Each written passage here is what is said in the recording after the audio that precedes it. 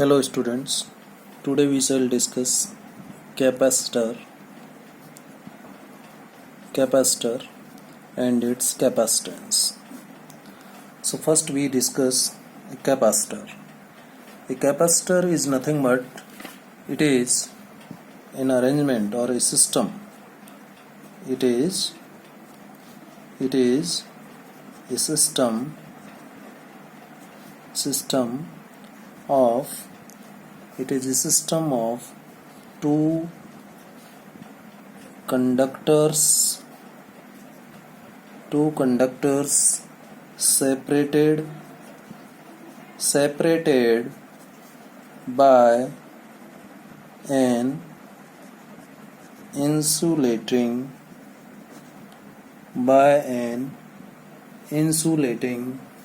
medium.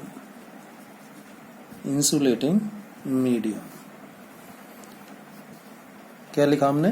ए system और arrangement of two conductors separated by an insulating medium. इसे हम कहते हैं capacitor.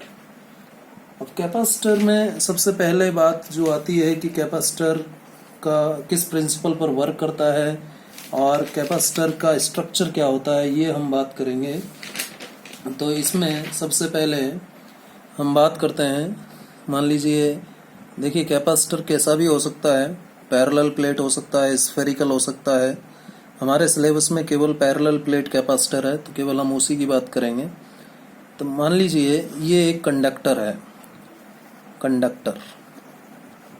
This is the conductor 1 and this is another conductor 2, right? This conductor is having plus q charge and this conductor is having minus q charge.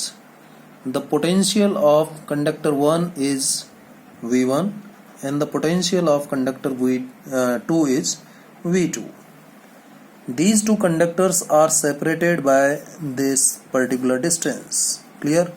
This is the distance between the conductor. This is positively charged. So first we provide positive charge to first conductor.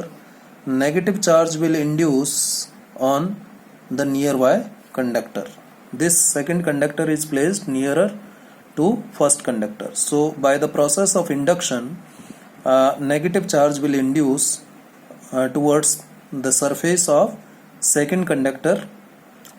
Which surface which is towards conductor 1. Conductor 1 की तरफ जो second conductor का surface है वहां पर negative charge induce हो जाएगा. और ये यहाँ पर जो ये मीडियम है बीच में, and this medium is nothing but an insulating medium. यहाँ पर मीडियम कौन है? अभी एयर है, तो air is an insulating medium. ठीक है, तो this arrangement is known as capacitor. क्या कहलाता है? ये कैपेसिटर कहलाता है. So what is a capacitor? A system of two conductors separated by an insulating medium. Insulating medium ये रहा, air is an insulating medium. इसकी जगह हम कुछ और मीडियम भी यहाँ रख सकते हैं, माइका रख सकते हैं. ठीक है, कोई भी डाइलेक्ट्रिक मटेरियल रख सकते हैं, कंडक्टिंग मटेरियल रख सकते हैं. ये हमारी अपनी चॉइस पर डिपेंड है, हम कैसी कैपेसिटेंस कैसा कैपेसिटर बनाना चाहते हैं इस बात पर डिपेंड करता है. सो अभी बेसिकली हमें डेफिनेशन जानना है. Capacitor is a system of two conductors separated by an insulating medium. Clear है? हमने फर्स्ट प्लेट को पॉजिटिव चार्ज दिया और सेकंड प्लेट पर नेगेटिव चार्ज इंड्यूस हो गया. तो ये तो इस स्ट्रक्चर के मैंने बनाए. यदि इसी को मैं प्लेट्स के रूप में बनाऊं तो देखिए ये फर्स्ट प्लेट है और ये सेकंड प्लेट, ये दो प्लेट्स हैं. और ये प्लेट्स बेसिकली किस टाइप की प्लेट्स हैं? प्लेट्स आप रेक्टेंगुलर फ्रेम ले सकते हैं. ठीक है, या वही प्लेट्स, वो थिन प्लेट्स जो हमने चैप्टर 1 में गॉस थ्योरम की एप्लीकेशंस में बात की थी, वैसी ही ये प्लेट्स हैं. यानी इस टाइप की प्लेट्स आप कंसीडर कर सकते हो. ये फर्स्ट प्लेट है और ये सेकंड प्लेट है और दोनों एक पर्टिकुलर डिस्टेंस स्मॉल डी पर रखी हुई है। फर्स्ट प्लेट को मैंने पॉजिटिव चार्ज किया। कैसे पॉजिटिवली चार्ज करूँगा मैं इसको बैटरी से जोड़ूंगा। किससे जोड़ूंगा? बैटरी से। और ध्यान रखिए इस प्लेट को हमें रखना है इंसुलेटिंग स्टैंड पर, राइट, इंसुलेटिंग स्टैंड पर। और सेकंड प्लेट को भी हमने एक इंसुलेटिंग स्टैंड पर रख दिया है। ये प्लेट नंबर 2, ये प्लेट नंबर 1, ठीक है। ये this is the plate number 1 and this is the plate number 2. Both the plates are parallel to each other and are placed at a small distance d, right. B provide positive charge to first plate. It means we make this first plate positively charged with the help of a battery. इससे हम एक battery जोड़ेंगे, positive terminal of the battery, ठीक है। Battery जोड़ करके इससे first plate को हम पॉजिटिव चार्ज प्रोवाइड करेंगे। मान लीजिए इसके पास जो चार्ज आया वो कितना है? प्लस क्यू है। अब जो सेकंड प्लेट है फर्स्ट प्लेट के नेबरहुड में है, कितनी डिस्टेंस पर है? डी पर है। तो जो सेकंड प्लेट है उसमें नेगेटिव चार्ज क्या हो जाएगा? इंड्यूस हो जाएगा। नेगेटिव चार्ज इंड्यूस हो जाएगा। क्लियर है? नेगेटिव चार्ज इंड्यूस हो गया यहाँ पर, ठीक है। अब नेगेटिव चार्ज इंड्यूस हुआ है किस प्रोसेस से? इंडक्शन प्रोसेस से, क्योंकि प्लेट्स के बीच में क्या है यहाँ पर? इंसुलेटिंग मीडियम है। इंसुलेटिंग मीडियम है, जैसा कि हमने डेफिनेशन में पढ़ा, capacitor is a system of two conductor separated by an insulating medium. So this is insulating medium. और यहाँ पर जो इंसुलेटिंग मीडियम है अभी फिलहाल में कौन है? एयर है। Clear? So this arrangement of two conductors placed at a particular distance is known as capacitor, right. इस तरीके से रिप्रेजेंट कर दो, या फिर इसी को हम इस तरीके से रिप्रेजेंट कर सकते हैं। भाई पहला रिप्रेजेंटेशन हमने ऐसे लिखा, या फिर हमने इस तरीके से रिप्रेजेंट कर दिया, और इन्हीं प्लेट्स को हम चाहें तो जैसे इस तरीके से भी रिप्रेजेंट कर सकते हैं। ये दो प्लेट्स हमने ऐसे ले ली। अब ये वायर्स नहीं है, ध्यान देना, ये कोई वायर्स नहीं है, ये प्लेट्स हैं जो कि मैंने इस तरीके से ड्रॉ किए हैं, ठीक है। इंसुलेटिंग स्टैंड्स पर रखी हुई हैं। और फर्स्ट प्लेट को मैंने पॉजिटिव चार्ज दिया बैटरी से इसको जोड़ करके।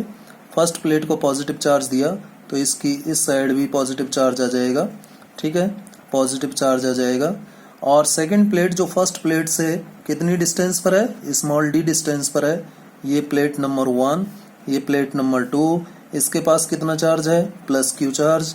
तो जब सेकंड प्लेट को इसके नेबरहुड में रखेंगे, ड्यू टू इंडक्शन यहाँ पर नेगेटिव चार्ज इंड्यूस हो जाएगा, यहाँ पर नेगेटिव चार्ज इंड्यूस हो जाएगा। और इसकी आउटर सरफेस पर क्या होगा? पॉजिटिव चार्ज इंड्यूस होगा, पॉजिटिव चार्ज इंड्यूस होगा।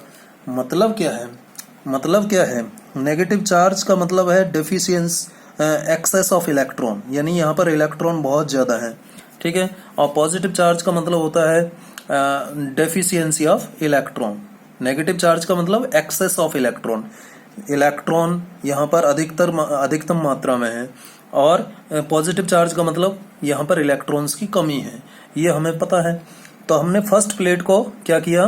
पॉजिटिवली चार्ज किया। एक्चुअली हम इसको डिस्कस करते हैं प्रिंसिपल ऑफ कैपेसिटर में, प्रिंसिपल ऑफ कैपेसिटर में, ये ध्यान दीजिएगा।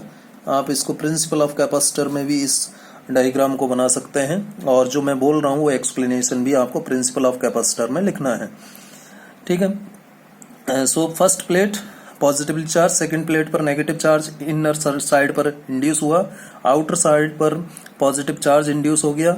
अब मैं चाहता हूं कि इसकी चार्जिंग, यानी ये जो चार्ज स्टोर हो रहा है यहाँ पर, इसकी अमाउंट बढ़ जाए, यानी इसको और ज़्यादा चार्ज स्टोर करने की कैपेसिटी इसकी हो जाए। तो उसके लिए मैं क्या करूँगा? सेकेंड प्लेट को क्या कर दूंगा? ग्राउंड कर दूंगा। जैसे ही सेकेंड प्लेट को ग्राउंड करूँगा, चलिए इस नेक्स्ट डायग्राम में हम डिस्कस करते हैं, अभी यहाँ पर अर्थिंग नहीं करते हैं। सेकेंड प्लेट को जब हम अर्थिंग करेंगे, सेकेंड प्लेट की जब अर्थिंग करेंगे तो क्या होगा? देखिए ये केस हो जाएगा। सेकेंड प्लेट को जब अर्थ करूँगा मैं, फर्स्ट प्लेट को हमने क्या दिया था? पॉजिटिव चार्ज दिया था, पॉजिटिव चार्ज दिया था, ठीक है, पॉजिटिव चार्ज दिया था, प्लस क्यू चार्ज इसके पास था फर्स्ट प्लेट के पास। सेकंड प्लेट के इनर साइड पर नेगेटिव चार्ज इंड्यूस हो गया था, ठीक है। ये भी एक इंसुलेटिंग स्टैंड पर रखी हुई थी, दोनों के बीच का डिस्टेंस स्मॉल डी था, दोनों प्लेट्स के बीच यहाँ से और यहाँ तक का डिस्टेंस कितना था, स्मॉल डी था, स्मॉल डी, इन दोनों प्लेट्स के बीच का डिस्टेंस। अब जैसे ही सेकंड प्लेट को मैं ग्राउंडेड करूंगा, अर्थिंग करूंगा, अर्थिंग को हम इस तरीके से रिप्रेजेंट करते हैं, ध्यान दें, आपको पता है सबको। जैसे ही अर्थ करूंगा तो इधर से कौन आएगा, इलेक्ट्रॉन्स आएंगे, कौन आएगा, इलेक्ट्रॉन्स आएंगे, और यहाँ पर जो पॉजिटिव चार्ज था उसको क्या कर देंगे, एक तरह से न्यूट्रलाइज कर देंगे, क्योंकि पॉजिटिव चार्ज जैसे ही नेगेटिव चार्ज आएगा यहाँ पर क्या हो जाएगा, यहाँ पर पॉजिटिव चार्ज खत्म हो जाएगा, ठीक है। तो इलेक्ट्रॉन इधर से आकर के यहाँ के पॉजिटिव चार्ज को खत्म कर देंगे, और जैसे ही यहाँ पर पॉजिटिव चार्ज का अमाउंट कम होगा वैसे ही यहाँ पर नेगेटिव चार्ज का अमाउंट यानी इलेक्ट्रॉन्स की कमी आएगी, ठीक है। और फर्दर इसको चार्जिंग दिया जा सकेगा, यानी चार्जिंग बढ़ाने के लिए हम सेकेंड प्लेट को क्या कर देते हैं, अर्थिंग कर देते हैं, ठीक है। तो इसमें हम क्या देख रहे हैं कि if we want to increase the charge stored by a capacitor we should increase the potential difference between the plates। कैसे कैसे किया हमने ये भाई, इस प्लेट फर्स्ट प्लेट का कुछ पोटेंशियल होगा, मान लीजिए V1 पोटेंशियल है, सेकंड प्लेट का कुछ पोटेंशियल होगा, मान लीजिए V2 है, और दोनों के बीच में कुछ पोटेंशियल डिफरेंस भी होगा, मान लीजिए V है, और ये V किसके बराबर होगा, V1 माइनस V2 के बराबर होगा या नहीं होगा, V1 माइनस V2, क्योंकि यहाँ नेगेटिव चार्ज है तो माइनस V2 हो जाएगा, और यहाँ पॉजिटिव चार्ज है तो प्लस V1, तो V1 माइनस V2 ये पोटेंशियल डिफरेंस होगा दोनों के बीच। ये पोटेंशियल डिफरेंस जितना ज़्यादा होगा उतना ही ये कैपेसिटर चार्ज स्टोर कर पाएगा। अब इस पोटेंशियल डिफरेंस को हम बढ़ाना चाहते हैं, तो मैंने उसके लिए क्या किया, सेकेंड प्लेट को अर्थिंग कर दिया, ठीक है। लेकिन ध्यान रखिए कि जो इंसुलेटिंग मटेरियल यहाँ रखा हुआ है, ठीक है, जितना ज्यादा पोटेंशियल डिफरेंस होगा, जितना ज्यादा बी होगा, प्लेट्स के बीच का इलेक्ट्रिक फील्ड भी उतना ही ज्यादा होगा, ठीक है, प्लेट्स के बीच इलेक्ट्रिक फील्ड भी उतना ही ज्यादा होगा। और ऐसा यदि हम ज्यादा पोटेंशियल डिफरेंस करेंगे तो प्लेट्स के बीच में जो इंसुलेटिंग मटेरियल है, ज्यादा इलेक्ट्रिक फील्ड के कारण क्या होगा, उसकी प्रॉपर्टी बदल सकती है, ठीक है, उसकी इंसुलेटिंग नेचर जो है वो बदल सकती है। तो उस वजह से हम क्या करते हैं, एक पर्टिकुलर अमाउंट का पोटेंशियल डिफरेंस ही, यानी लिमिटेड अमाउंट का पोटेंशियल डिफरेंस ही प्लेट्स के बीच क्रिएट कर सकते हैं, उससे ज़्यादा नहीं कर सकते। जैसे एयर के केस में, यदि हम एयर की बात करें तो एयर के केस में जो इलेक्ट्रिक फॉर एयर मीडियम, यदि प्लेट्स के बीच में एयर है तो एयर के लिए जो इलेक्ट्रिक फील्ड हम दो प्लेट्स के बीच में क्रिएट कर सकते हैं वो लगभग इस ऑर्डर का है, यानी इससे ज़्यादा इलेक्ट्रिक फील्ड यदि प्लेट्स के बीच में एयर मीडियम में क्रिएट किया तो एयर अपनी इंसुलेटिंग प्रॉपर्टीज को ब्रेक डाउन कर देगा, ठीक है। तो breaking of insulating properties by any dielectric medium is known as dielectric strength, यानी हर एक डाइलेक्ट्रिक मटेरियल का अपना अपना स्ट्रेंथ होता है, कैपेसिटी होता है, पावर होता है कि वो कितना इलेक्ट्रिक फील्ड सहन कर सकता है, ठीक है। तो एयर के लिए इतना है। अब जब एयर के लिए इतना है, और यदि हम इफ सेपरेशन बिटवीन प्लेट्स की मैं बात करूं, डी ये 1 सेंटीमीटर है, यदि डी 1 सेंटीमीटर है और ई कितना है हमारा 3 × 10⁶ वोल्ट पर मीटर है, तो जो पोटेंशियल आएगा E is equal to V upon D, ठीक है। तो V बराबर E into D, E 3 × 10⁶ volt per metre, और इसको मीटर में बदलूंगा तो 1 × 10⁻² मीटर, तो यहाँ 10⁻² मीटर में आ जाएगा। तो कितना पोटेंशियल आ गया, 3 × 10⁴ वोल्ट पोटेंशियल आ जाएगा, यानी एयर मीडियम इतना पोटेंशियल डिफरेंस बेयर कर सकता है, सहन कर सकता है। इससे ज्यादा पोटेंशियल एयर डाइलेक्ट्रिक को दिया, एयर मीडियम को दिया, तो वो अपनी इंसुलेटिंग प्रॉपर्टीज को ब्रेक कर देगा, अपनी इंसुलेटिंग प्रॉपर्टीज को छोड़ देगा। तो हम यहाँ पर एक टर्म डिफाइन कर सकते हैं, डाइलेक्ट्रिक स्ट्रेंथ। यहाँ पर जो एयर था प्लेट्स के बीच में वो क्या है, डाइलेक्ट्रिक मीडियम है, तो हर एक डाइलेक्ट्रिक मीडियम का क्या होता है, डाइलेक्ट्रिक स्ट्रेंथ होता है। तो डाइलेक्ट्रिक स्ट्रेंथ होता क्या है, द मैक्सिमम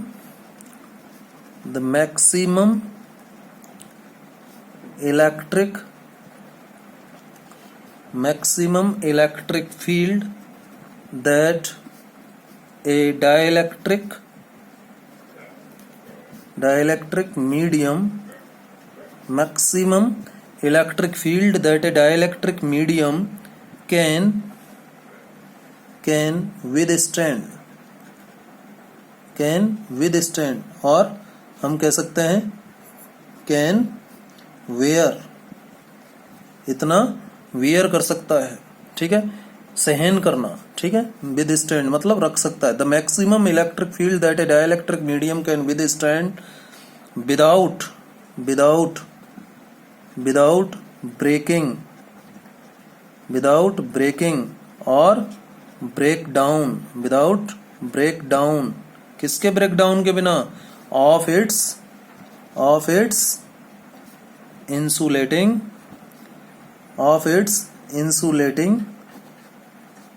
property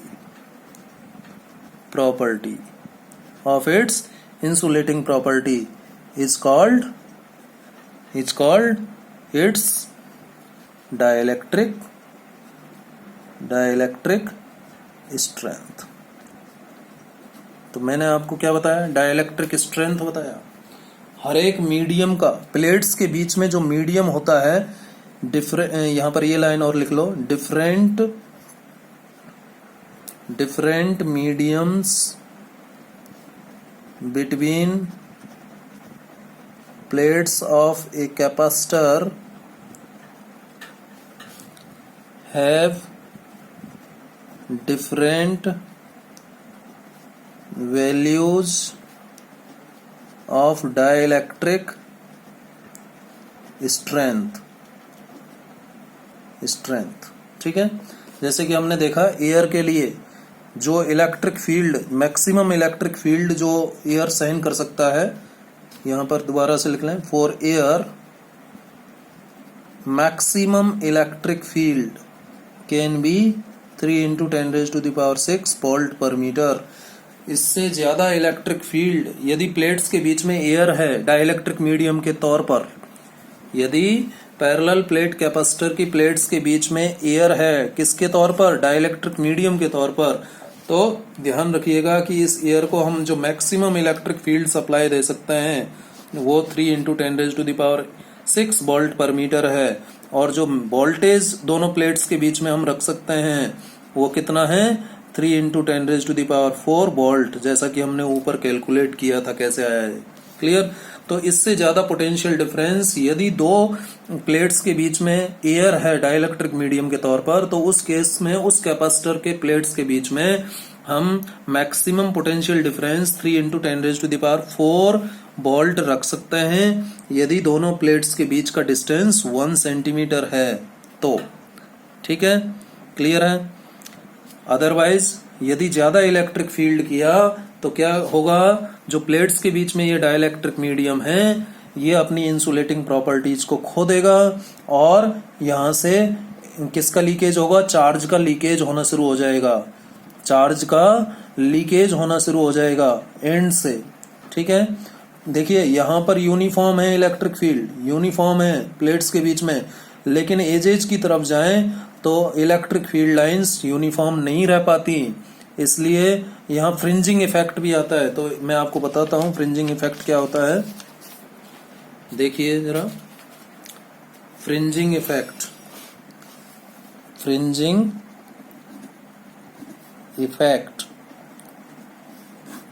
इफेक्ट क्या होता है, देखिए, it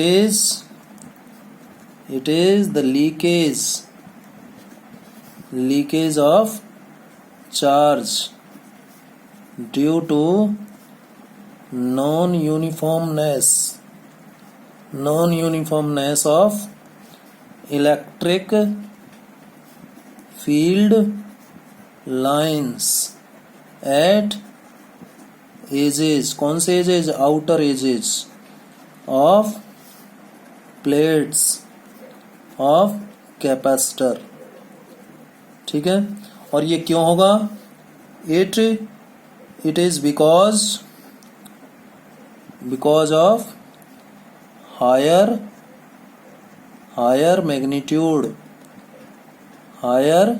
magnitude of electric field, higher magnitude of electric field as well as electric potential, ठीक है। तो यदि ज्यादा इलेक्ट्रिक फील्ड करेंगे प्लेट्स के बीच में तो क्या हो जाएगा, फ्रिंजिंग इफेक्ट आ जाएगा, यानी एज के पास इलेक्ट्रिक फील्ड लाइंस पैरेलल नहीं रह पाएंगी। सिंबल क्या है कैपेसिटर का, सिंबल ऑफ, हम पैरेलल प्लेट कैपेसिटर की बात करेंगे तो सिंबल क्या होता है, इसको हम इस तरीके से बना सकते हैं, ठीक है, ये सिंबल है। और यदि हमने ऐसे बनाया, इसमें बीच में एरो लगा दिया तो ये कहलाएगा वेरिएबल कैपेसिटर। और ये अंडरस्टूड है कौन सा कैपेसिटर है, पैरेलल प्लेट कैपेसिटर, यही हमारे सिलेबस में है। और ये पैरेलल प्लेट वेरिएबल कैपेसिटर है, इसकी कैपेसिटेंस को बदला जा सकता है, ये इसका सिंबल है। यूनिट क्या होता है, यूनिट की बात हम अगले टॉपिक में करेंगे, अगले वीडियो में करेंगे। तो अभी हमने इस वीडियो में क्या क्या पढ़ा, कैपेसिटर क्या होता है, it is a system of two conductor separated by an insulating medium, ठीक है। हमने ये दो प्लेट्स ली, फर्स्ट प्लेट को पॉजिटिव चार्ज किया बैटरी से जोड़ करके, सेकंड प्लेट पर नेगेटिव चार्ज इंड्यूस हो गया, दोनों प्लेट्स के बीच डिस्टेंस स्मॉल डी था, और हमने एयर को डाइलेक्ट्रिक मीडियम के तौर पर यूज किया और देखा कि जितना चार्ज होगा जितना पोटेंशियल होगा चार्ज स्टोरेशन उतना ही बढ़ जाएगा। और लेकिन प्रॉब्लम क्या आ जाती है, पोटेंशियल बढ़ाने से इलेक्ट्रिक फील्ड बढ़ता है, और हर एक डाइलेक्ट्रिक मीडियम जो प्लेट्स के बीच में फील्ड है, उस डाइलेक्ट्रिक मीडियम की अपनी कैपेसिटी होती है इलेक्ट्रिक फील्ड बियर करने की। जैसे एयर के केस में इतना इलेक्ट्रिक फील्ड हो सकता है, इतना पोटेंशियल हो सकता है, यानी हर एक डाइलेक्ट्रिक मीडियम का अपना स्ट्रेंथ होता है इलेक्ट्रिक फील्ड को बियर करने का without losing insulating property. Air के केस में मैंने आपको बताया, और ये इसका सिंबल होता है, फ्रिंजिंग इफेक्ट की बात की। Thank you. इसी